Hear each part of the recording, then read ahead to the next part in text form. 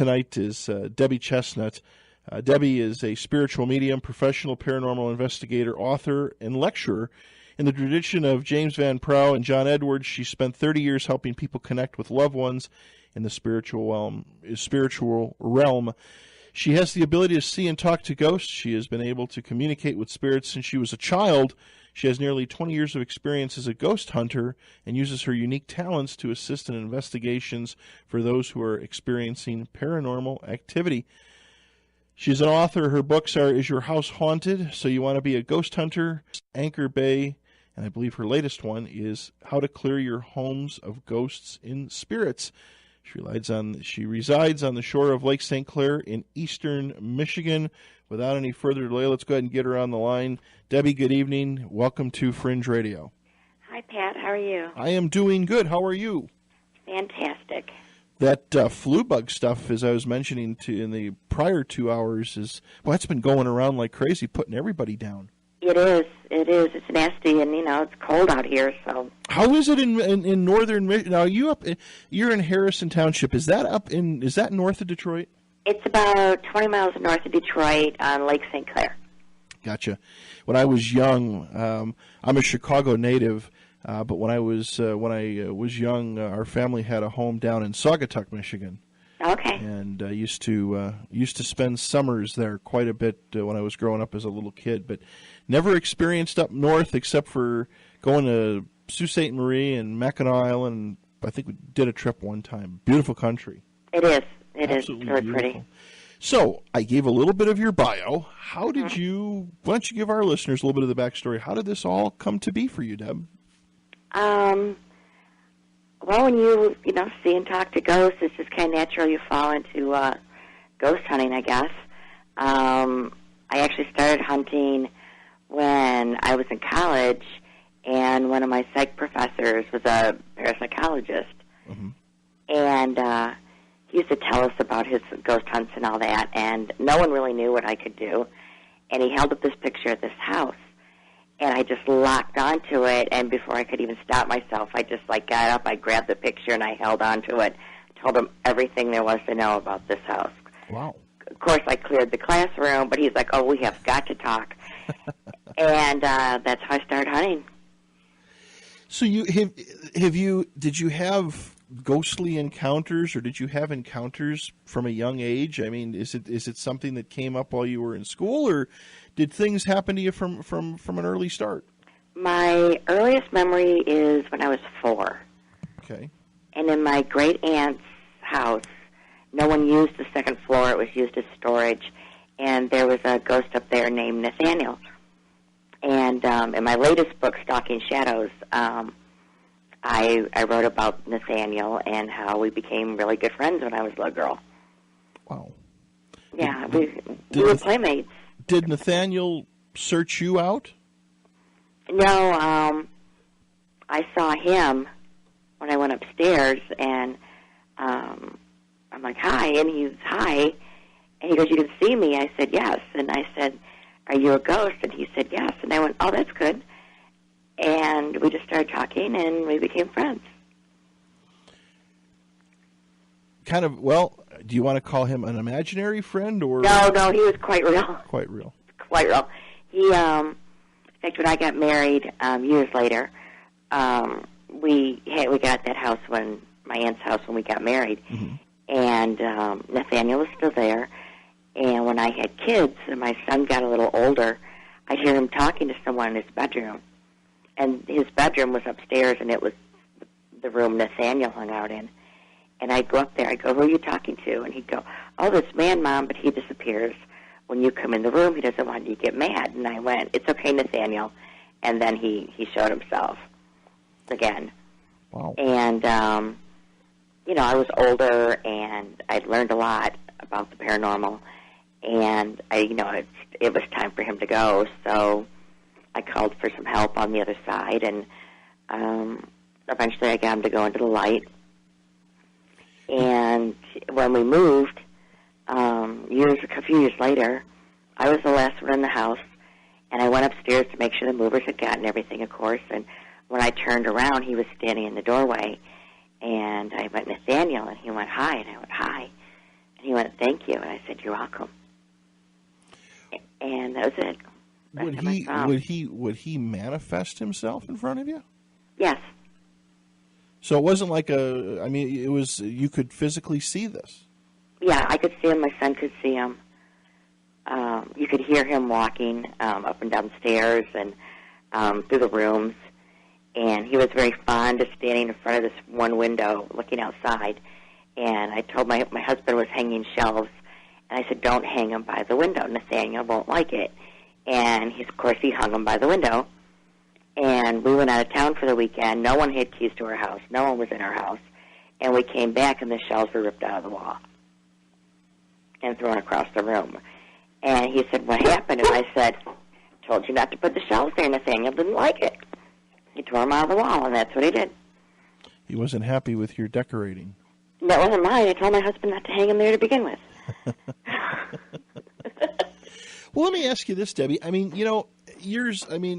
everybody takes a little different perspective on things. Obviously, you're very, you've been in this field for a long time. You've done a lot of research. You're an expert in the field, and we do hear and have heard for so long, kids that talk to their imaginary friends. And what I'm starting to really realize is that I don't think there's anything imaginary about it. I think a lot of these children are carrying on conversations. I wouldn't be surprised. I haven't done an official scientific poll or anything, but I would say at least 50 to 65% they're talking to a spirit. Because children are more open. They haven't been told they're not supposed to. It's not until we grow up and we're conditioned by society, there's no such thing as ghosts, that we close up. Let me ask you this: Did you ever try to find the backstory on Nathaniel, where he came from? I know the backstory on Nathaniel. He died in about 1853. He lived in the Victorian era, and he was a special child. He was special needs, and as you know, back in the Victorian times, children that were mentally handicapped or had a problem were kept locked away from the public and friends, and people were ashamed of them. And so he was always kept upstairs, and his house was torn down. His house was 3 houses from mine, and it was torn down to make room for a gas station. And when it was torn down, he went into the second floor of my great aunt's house because it was the closest. It was, there was no one up there. He wasn't around people, and it was the closest thing to what he remembered. And it's not unusual for a spirit to do that. And he was afraid to go into the light because he'd been so ridiculed as a child. When he was alive, he didn't want to be ridiculed for eternity. So I had to convince him that when he went into the light, he would be made whole and he would be healed. And once I convinced him of that, then he left. And he seemed to be okay with it. When he showed back up, when we moved, he was totally normal. He had been healed. Interesting. Debbie, we got to take a quick commercial break for our other stations. Our guest tonight is Debi Chestnut. Her website is called myparanormaladvisor.com. Go check it out. We'll be back in just a few minutes with Debbie. A lot more Fringe Radio tonight. Find us on the web at fringeradioshow.com. We'll be right back. All right, everybody, welcome back to the Fringe Radio Show. Our guest for this hour is paranormal researcher Debi Chestnut. Again, her website is www.myparanormaladvisor.com. Again, Debbie, thank you for staying up late and being here with us tonight. Not a problem. With, you're a psychic medium as well. Did those skills or those, I don't want to say powers, that's a bad word, but did those skills present themselves at a young age for you? I'm pretty sure I was born with them. I don't remember back that far, obviously, but, based on how young I was when all this stuff started happening, I would have to say that I was probably born with them. Mm-hmm. It usually runs through the maternal lines. Do you think it's something that everybody has? They just need to develop it? I think everybody has their own gift. Might not necessarily be a psychic medium. I know fabulous healers. I know people that have a lot of gifts that I don't have.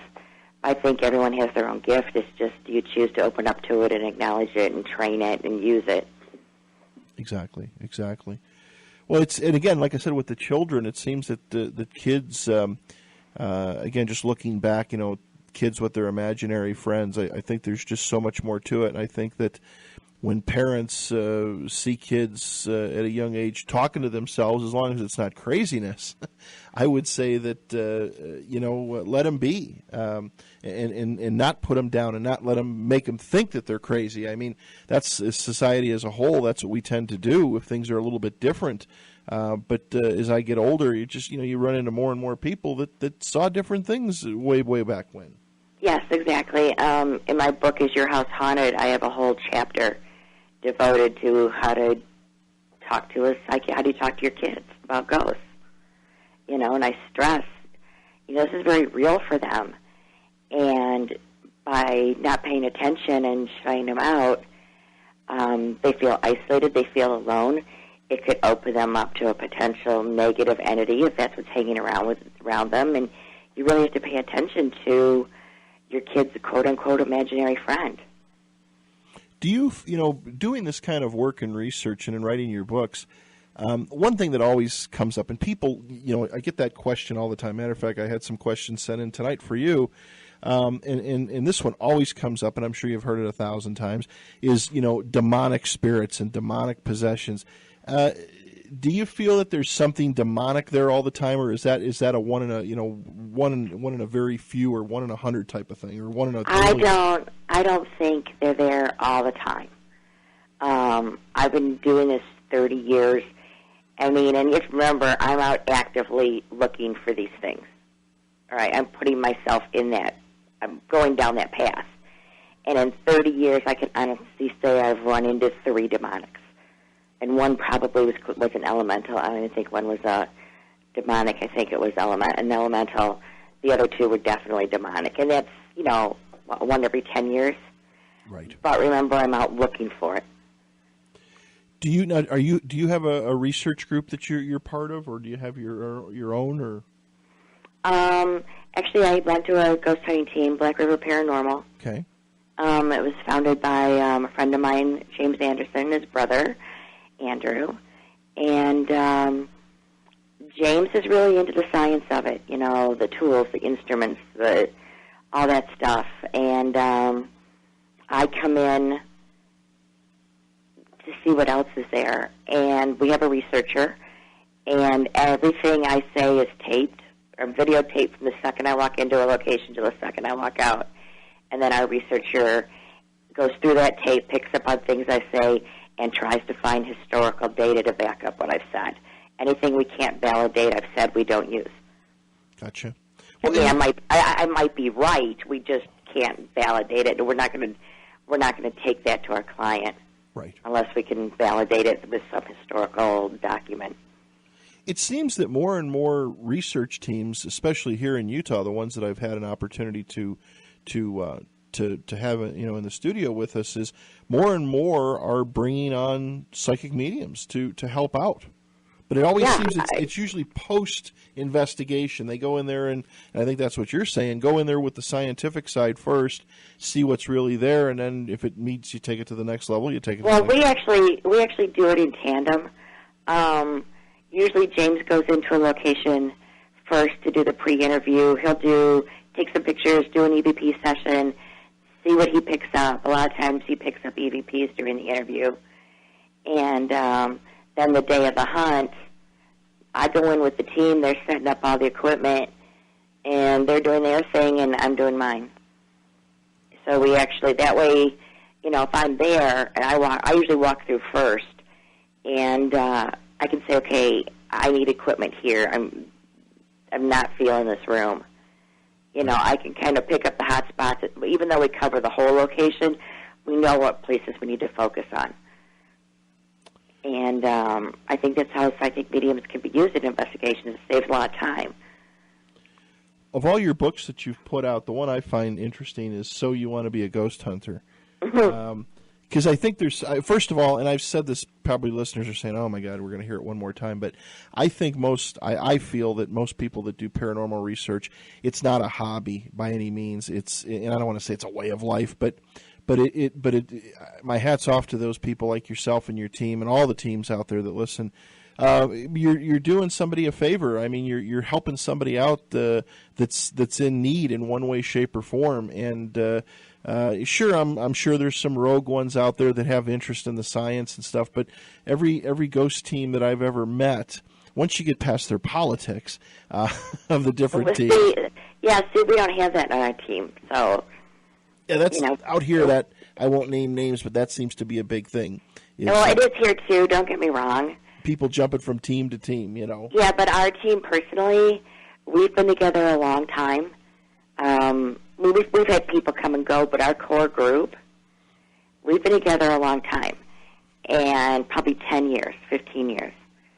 And we have atheists, we have Buddhists, we have pagans, we have Wiccans. We all come from different backgrounds, but we all get along. We all respect each other's opinion. We don't have the drama. We don't have the politics. Right. We don't tolerate it. There's no room for that in what we do. And we work with a lot of other teams. We're totally into para unity and helping other teams out, or having had teams help us out and sharing information. I mean, I think that's one of the major things that's lacking in the paranormal community, is that a lot of teams don't share information. And how are we all supposed to learn and advance the science, if you want to call it science? I guess it is. It is. How are you supposed to advance the science if you don't share your findings with other teams? What do you think about these? And this was a question from Tracy, who's one of the students up at the University of Utah who listens. The engineering group always tunes in on Saturday nights and says, Debbie, what's your take on these reality shows on ghost hunting? I don't watch many of them. I might watch them once or twice, and then I don't watch them. I find most of them are, I mean, come on. You cannot go on a ghost hunt and get that much information in one night. You just, you can't. I mean, you can, but, they always seem to have something happen. I mean, if I had to pick one that I think is closest to reality, it would have to be, ghost hunters.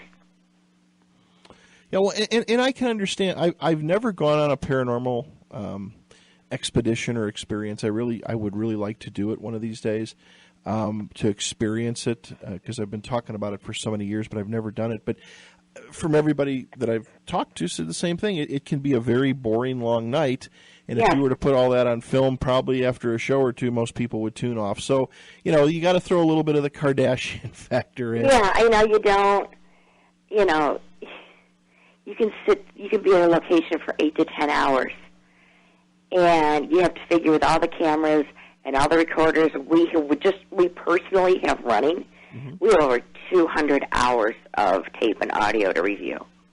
Yeah. And I caught my first EVP back in Chicago at Bachelor's Grove Cemetery. And I wasn't there for 8 hours. I was there for about 2 hours, and I only caught 2 words. But the amount of time and effort it took to review all that stuff, and then sort out the ambient noise and the noise when you're walking and touching the recorder with your finger and whatever. I mean, it's a lot of effort. Yeah, and then they put some shows on that it's almost an insult. Yeah.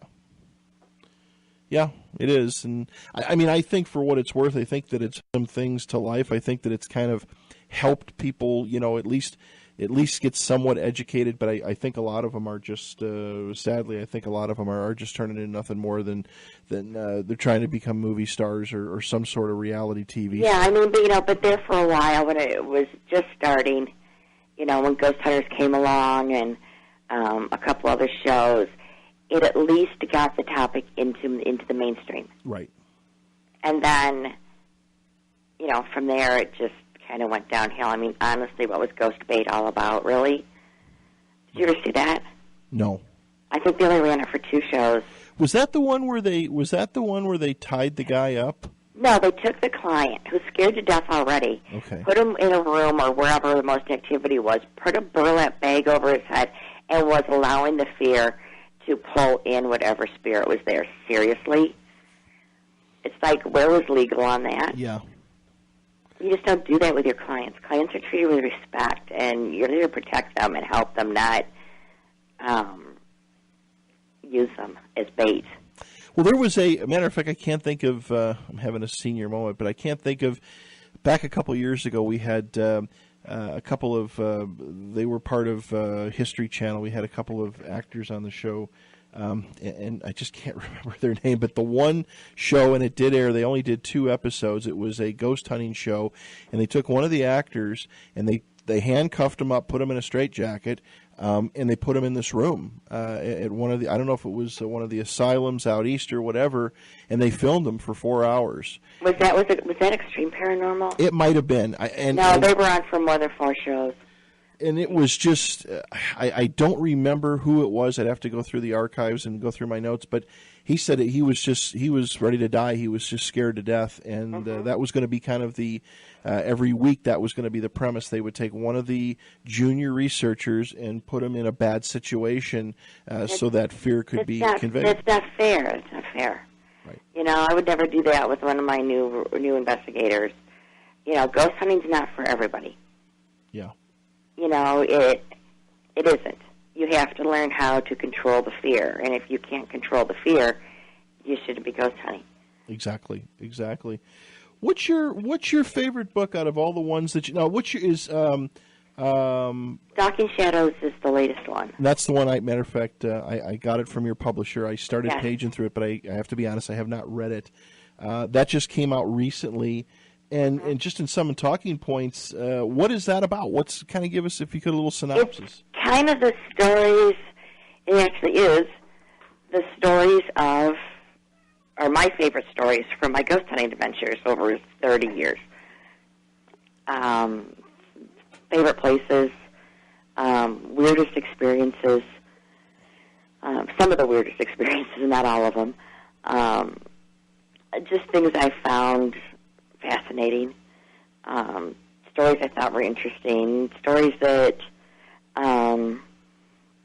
just stuck with me through the years. I mean, I've done thousands of ghost hunts, and there's certain hunts that just stay with you, and you just remember them like you were on them the night before. Gotcha. And that's what Stalking Shadows is about. Is this something you're going to continue to do for years to come, Debbie? Hunt? Oh, I could never give up ghost hunting. Really? I could never give it up. It's, you know, I guess you have to be kind of an adrenaline junkie. You know, it's the thrill of the hunt. Yeah. You know, is this going to be the time? You know, when you discover something you didn't know before, when you run into a spirit, or a type of spirit you've never encountered before. You know, I mean, plus either good or bad.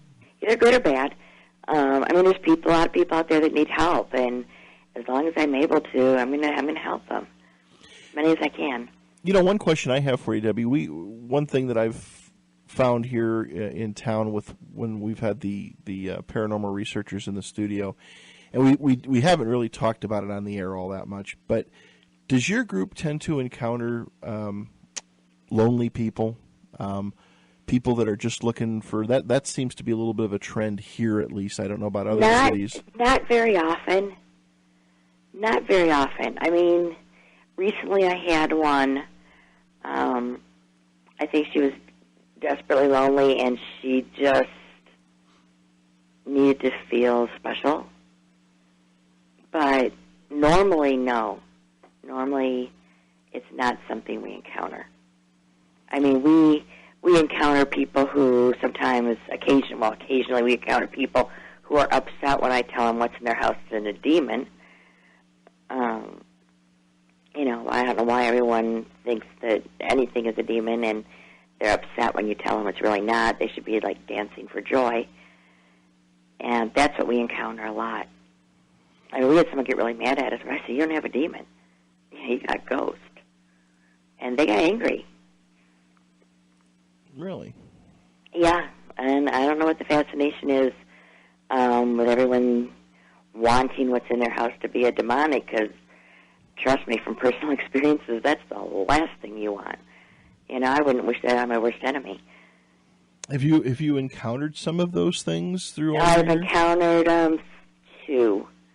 One was worse than the other one, I would say. That one,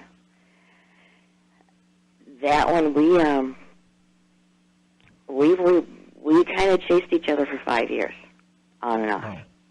Same house, same place?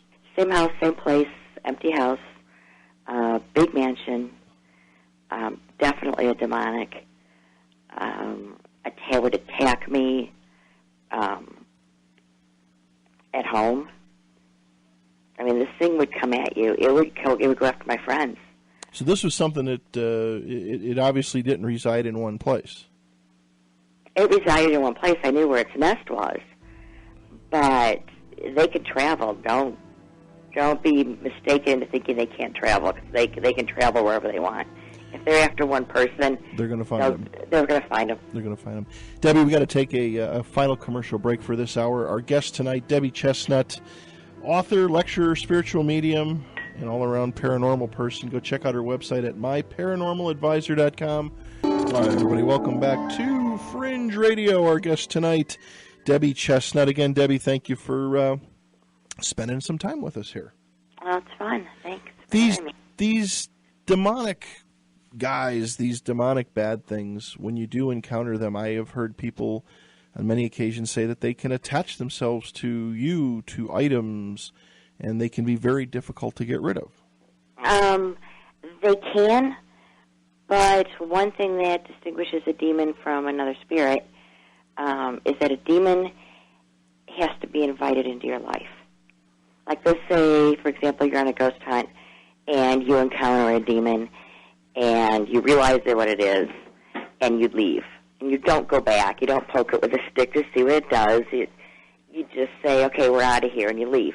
It's not going to follow you home. Okay. For the most part, does it usually want to stay where it's at? No. It depends. It depends on where it's at. For example, if it has a victim, it's going to stay there as long as it takes. If it doesn't, it's actively looking. And eventually it will find someone. I think what a lot of people confuse is spirit attachment and a demonic oppression or possession. They're two different things.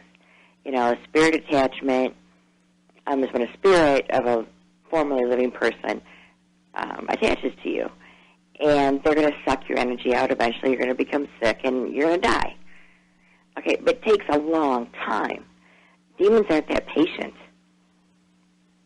They want to do their thing and get on. They want to do their thing and then on to the next. Demons don't have patience, but they have rules, and they take them very literally. And one of their main rules, I guess for lack of a better word, is that it can't go against your free will until your free will has accepted it into your life. Gotcha. Let me ask you, what are your thoughts about shadow people and dark man and stuff like that? What if you encounter I've encountered shadow people. I have a shadow person in my house. Totally harmless. I think a lot of people, because there are spirits that can appear as dark shadows, but not be shadow people. So I think there's a lot of confusion. Every shadow person I've encountered is more afraid of me than I am of them. Mm-hmm. It's like the second it knows I know it's there and I acknowledge it in some way, it runs. And usually my cats pick it up right before I do. And then I'll look, and because my shadow man appears on my stairway, and I'll look and I'll go, oh, hi, how are you? And this thing just takes off. It's scary. It doesn't want to interact in any way. And I found the shadow people, at least that I've encountered personally, they don't want to interact. They won't communicate. But I have seen spirits that I thought were shadow people that were really spirits in a shadow form.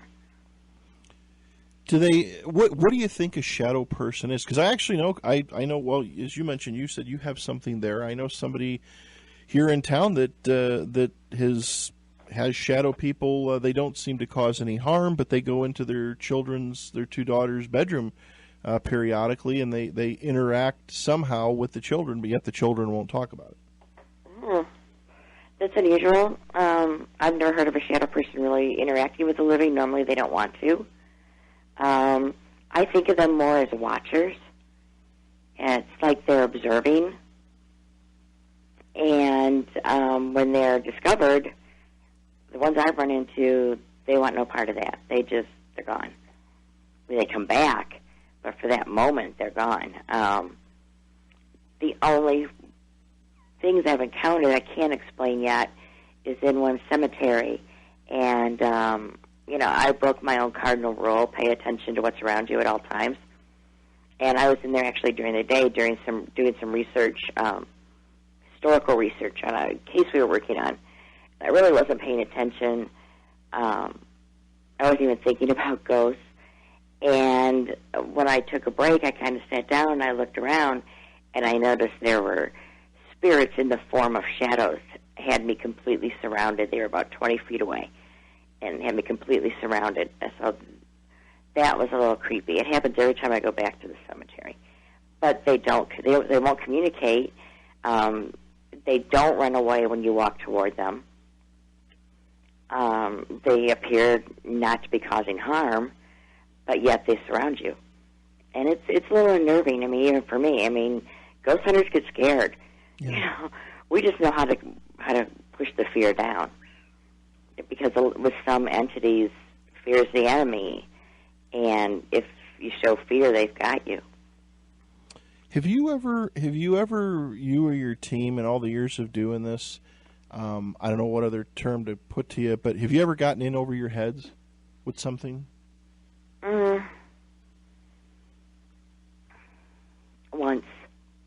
I personally got in over my head. It was with that demon. I got in over my head with that, and I had to seek out some big help. And after 5 years, I finally walked out of it. But, yeah, that one time, there'll be times we'll go into a location and what's there is kind of not what we're expecting. And we'll have to go outside and kind of regroup and come up with a plan and then go back in. But can I say we've gotten over our heads? Not really. Mm-mm. What about another question that Carl sent in? Said, Debbie, what are your thoughts on Ouija boards? Personally, I'm against them. I think they can be a valuable tool if they are used properly, if you know what you're doing. Teenagers shouldn't have them. I saw this Christmas that Ouija boards were flying off the shelf because of that movie, the Ouija. They're dangerous things, You're opening a door between this world and the next. And it's like opening your door to your house. Anything can come in or go out. Right. And you can't control what it is. And for that reason, unless you know what you're doing, I wouldn't mess with them. Do I have one? Yes, I have one. I've had it for years. Do I use it? No, not really. Well, it seems like a lot of kids they get them, and I've never touched one. I have never got into it. It never, I felt it's something that I don't want to tamper with. And I've talked to some people that have claimed that they've played around with them and done all kinds of different things, and nothing has happened. And then there's others that they can't say that necessarily some appeared or some demonic thing appeared, but they know that ever since they tampered with it, things have been a little bit different, and yet they can't put their finger on what those different things are. But they know that it was some sort of a life-changing experience, but yet they can't define it. Yeah, that would be pretty normal because whatever spirit's there, or if any spirit is there, it's influencing, but it's not really being real aggressive. Personally, I would say leave them alone. Unless you know what you're doing, leave them alone. Yeah. I mean, I know what I'm doing, and I don't use them. Yeah. Yeah. I mean, I have, but I've also been able to control what comes through and what doesn't. And, it takes a long time to learn that. You have to learn it. And, teenagers, slumber parties, they're playing with Ouija boards. I've worked on a lot of cases where that's how things got in. And it's not necessarily been demonic, but that's how a spirit has gotten in. Right. And now, you have to get it out, because when you break the circle and you're done with the Ouija board, you've closed the door. Where's that thing supposed to go? You've brought it into this world. Right. Exactly. So that's the danger. One of our listeners on the East Coast writes in and says, Debi, have you seen or know of something known as Hat Man? Paranormal researcher Heidi Hollis has written a book about these. Have you heard of Hat Man? No, I haven't. Okay. I'll have to look for the book. Interesting. There's a lot of things out there still that we're discovering. I think there's a lot of entities, different types of entities that are out there that we just don't know about yet. And I think that's what makes us do what we do. I've been a lot of places. I've done churches, I've done restaurants, I've done hotels. And it's you're always searching for that thing, that one thing that's different. What's your most interesting investigation? What's one that sticks with you? The one that really sticks with me the most, only because I only heard about it in theory.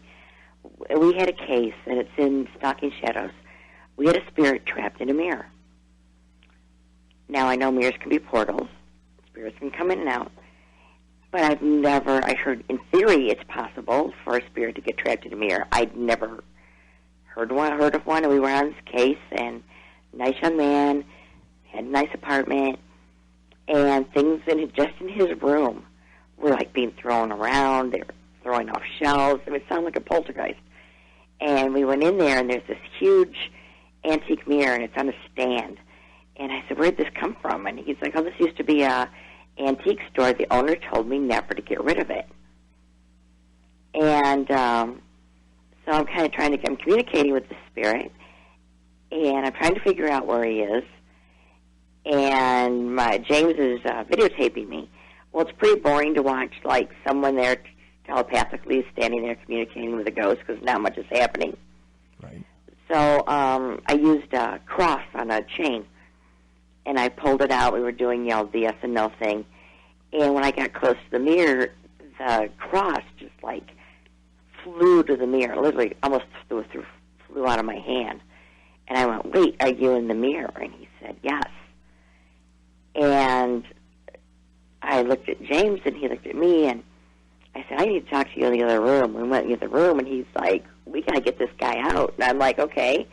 I said, I have a plan. And he goes, okay, well, what if it doesn't work? What's plan B? I said, there is no plan B. This is all I got. I've never seen this before. So for the first time ever, I talked to the spirit, said, look, here's how it's going to work. And he agreed. And I put my hands on the mirror, and I let the spirit follow my energy out and come through me and then leave me and go right into the light. And it's the first and only time I've ever done that. I don't let spirits go through me. But I didn't. It was the only thing I could think of that would even remotely work. And thank goodness it did, because now he's free. How he got in there, I have no idea. I can speculate, but I honestly don't know. Let me ask you this. How do you figure he got trapped in there? The only thing I can think of is either he was coming through the porthole and for some reason the portal closed and he got trapped, or someone used some very powerful type of magic, had to be the chaos magic or dragon magic, and trapped the spirit in the mirror. And why you do that, I don't know. But those are the only two explanations I can think of. If anyone has a better one, I'm open to it. Right. Interesting. Very interesting. There's so much to the whole paranormal research realm, and there's so many different theories. And I find mirrors intriguing, and I think kind of like, and I could be really wrong on this, and you could tell me, but I think that there's maybe a little bit more to a mirror than people realize. Oh, I'm pretty sure there is. Personally, I'm not fond of mirrors. I have 5 in my house only because I have to. Bathrooms, that kind of thing. Sure. It'll go down to 3 in a couple of weeks because I'm getting rid of 2. I'm not a fan of them. I know what they can do. I've had another case with a mirror where there was this woman, and she was highly emotional and high-strung and a drama queen, and she likes to etch on mirrors. And they lived in this house that is haunted, and they finally moved, and when they moved, she took this one mirror with her that had been in this house. And when they moved into their new house, the same thing started happening. Well, the only thing it could be is the mirror. There's something in the mirror. And she didn't want to get rid of it because she wanted to etch it. And I'm like, you're out of your mind. Right. And I got her husband on the phone. I said, you take that mirror, you smash it into 100 pieces, you sweep up the parts, you put them in a bag, and you drive them as far away as you can get and get rid of them. And ever since, that's what he did. And ever since then, they haven't had any problem. No issues at all. No issues at all. Now, I've also heard of Ouija boards coming back to people years later. Yes, and I've heard of even burned ones reappearing. Now, see, burning, you don't burn a board. Okay. You either bind it and you take it out and bury it, or you can break it into 7 pieces, sprinkle holy water on it, throw it in a bag, sprinkle sea salt over it once it's in the bag, and then bury it. Be rid of it. Yeah, I know. One guest I had on talked about how they had actually this thing had caused issues, and they had, the homeowner took it and broke it actually, and 1 or 2 pieces and burned it, and it actually reappeared burnt with some signs on it, like right on the front porch the next day. Just again, that would be over. Well, there's a story that a theory anyway. That if you burn a board, it releases some kind of curse. Now, not sure I believe that, but I was actually doing research for another book, and I just happened to stumble across that when I was looking for something else, because I'm working on a book on possession and exorcisms right now. Gotcha. Debbie, the hour went way too fast. I want to thank you for giving us your time, and would love to have you back on again. Where can people get your books from? They can get them at Amazon.com. They can get them at Llewellyn.com, Barnes & Noble, any online retailer. If your bookstore doesn't carry them, they can order them for you. Sounds good. And again, Debbie's website is myparanormaladvisor.com. Debbie, thank you so much for being here tonight. Glad you're feeling better. It was an honor to have you on the program. It was great to be on. Thanks, Pat. Take care, Debbie. Have a good night. Have a great weekend. Thank you. You too. Bye-bye. Bye-bye.